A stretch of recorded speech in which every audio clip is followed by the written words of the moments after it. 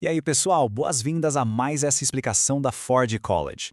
Hoje a gente vai destrinchar um tema que é literalmente o mapa da mina para quem quer atuar de verdade no mundo open source, especialmente no ecossistema de desenvolvimento da Solana, interpretando diretrizes de contribuição e preparando um plano de contribuição. Então, bora mergulhar nisso e entender como as grandes submissões de código realmente ganham vida. E para começar, uma pergunta que dói lá no fundo do coração. Quem aqui já não passou pela dor de ter um pull request rejeitado logo de cara? É uma dor muito real. A gente passa dias, às vezes semanas, escrevendo aquele código genial, a lógica redondinha, só para ver a submissão ser fechada instantaneamente no GitHub. E o pior, por um bot implacável que encerra tudo em 3 segundos cravados. É um verdadeiro banho de água fria, né? E o motivo? Faltou rodar um linter, ignoramos uma regrinha de formatação, ou o bendito acordo de licença não foi assinado. O código estava incrível, mas a burocracia básica travou tudo. É exatamente essa frustração que a gente vai resolver hoje. Na nossa pauta de hoje, a gente vai passar bem rápido por que ler diretrizes, explorando o repositório, mapeando regras para ações, a criação do plano de contribuição, o nosso checklist final de prontidão e, claro, a conclusão com os próximos passos. Começando pela seção 1. Por que ler diretrizes? Para ilustrar bem o que estamos prestes a fazer, vale muito a pena fazer uma ponte com a nossa explicação anterior. Antes, o foco era encontrar as rachaduras estruturais usando o rastreamento de issues. Era sobre apontar o problema na fundação. Agora, a gente veste o capacete de obra novamente. O foco desta etapa é submeter a proposta oficial de reparo. O melhor jeito de encarar tudo isso é como um verdadeiro projeto de engenharia civil.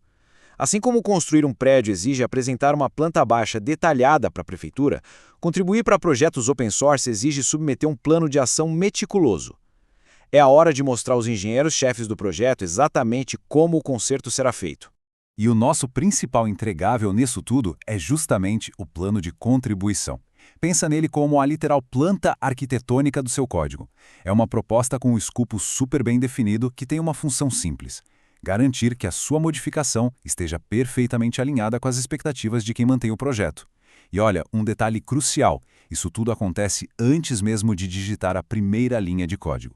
Afinal de contas, não dá para levantar uma parede de tijolos e só depois perguntar se ela devia mesmo estar ali, certo? Definir a planta primeiro é o que previne esforço jogado no lixo e aquele vai e vem infinito de revisões.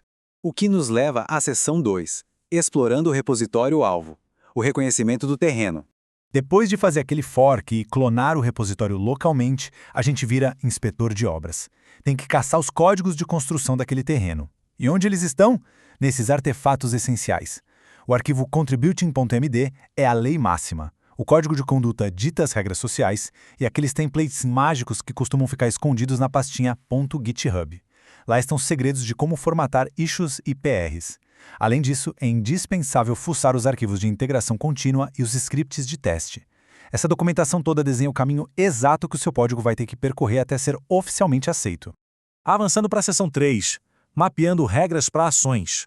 Olha só, ter a regra documentada não serve de nada se ela não virar ação na nossa prancheta. É uma relação direta de causa e efeito. Se o template de PR pede seções específicas, a gente vai lá e espelha exatamente os mesmos cabeçalhos. Pedem testes obrigatórios? Não basta só escrever "eu testei". A gente lista o comando executado e a resposta literal do terminal. Estilo de código? Roda o linter e comprova. O objetivo aqui é amarrar tão bem o documento que fique impossível alguém apontar que pegamos um atalho. O rigor técnico a gente prova listando as ações. Agora mão na massa na seção 4, criando o plano de contribuição.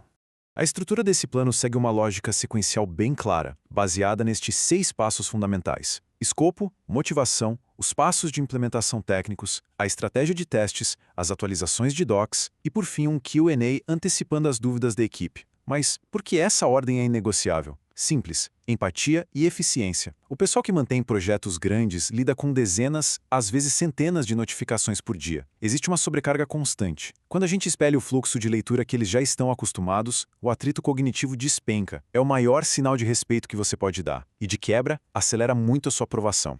Vamos ver como um escopo deve ser feito na prática. Ele tem que ser estreito e cirúrgico. Pegando esse exemplo focado no núcleo da rede Solana, introduzir módulo Transaction Splitter afeta runtime/src/txsplitter.rs. Não altere interfaces RPC. Percebe o nível de controle? A frase diz com precisão de bisturi o que entra e exatamente quais arquivos serão tocados. E mais importante ainda, estabelece uma barreira do que não será afetado. Deixar claro o que o código não faz tranquiliza a equipe de revisão na mesma hora.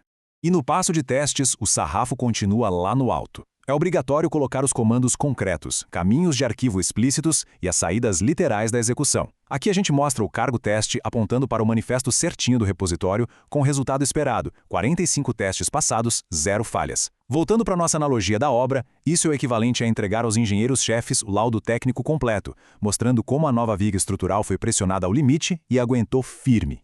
Seção 5. Checklist final de prontidão. A inspeção de qualidade. A planta está pronta, mas precisa passar pelo crivo final. A estrutura está 100% alinhada com os templates? Os testes rodam de verdade no ambiente local? A documentação foi revisada? Se a gente falhar nesse checklist básico, as consequências são severas. É muito comum a equipe de manutenção simplesmente fechar a proposta sem ler a primeira linha de código. O rigor no formato demonstra o rigor do seu desenvolvimento. Ninguém da equipe de revisão devia precisar ajustar o seu texto para encaixar no padrão da casa, concorda? E aqui vai um segredo de bastidores fantástico: a revisão por pares limitados. Quer ter certeza de que o plano faz sentido? Pede para uma pessoa da equipe ler só o seu escopo e a motivação. Depois, essa pessoa tem que explicar com as próprias palavras qual é a sua mudança. Se rolar hesitação ou se a explicação passar longe da realidade, alerta vermelho, o plano falhou. Pensa bem, se alguém focado ali no momento não entende, quem mantém um projeto com 1000 coisas na cabeça não vai ter paciência para decifrar. Finalmente, nossa seção 6, conclusão e próximos passos. O que vem agora? Para garantir que as suas submissões em open source sejam sempre um sucesso, lembra desses 3 pilares. Primeiro, mapear todas as diretrizes para ações técnicas reais. Segundo, espelhar rigorosamente a arquitetura e os templates do repositório. E terceiro, trabalhar com empatia e proatividade para antecipar as dúvidas da equipe. Fazer isso tira a sua proposta da zona de incerteza, acaba com aquelas semanas de discussões sem fim e te coloca na via expressa para ter o código integrado na rede principal. A reflexão que fica é: com a fundação estruturada, tudo muito bem planejado, documentado e testado, a planta está mais do que pronta para ir para a prefeitura. O próximo passo lógico nessa nossa jornada é entender exatamente como exibir todo esse trabalho formidável e engajar de forma genuína com os projetos comunitários, o que a gente vai abordar a fundo em uma próxima explicação. Para dominar ainda mais o desenvolvimento Web3 e explorar todos esses recursos avançados do ecossistema Solana, dê um pulo agora mesmo no site da Forge College, em forge.college. Muito obrigado por acompanhar mais essa explicação e até a próxima!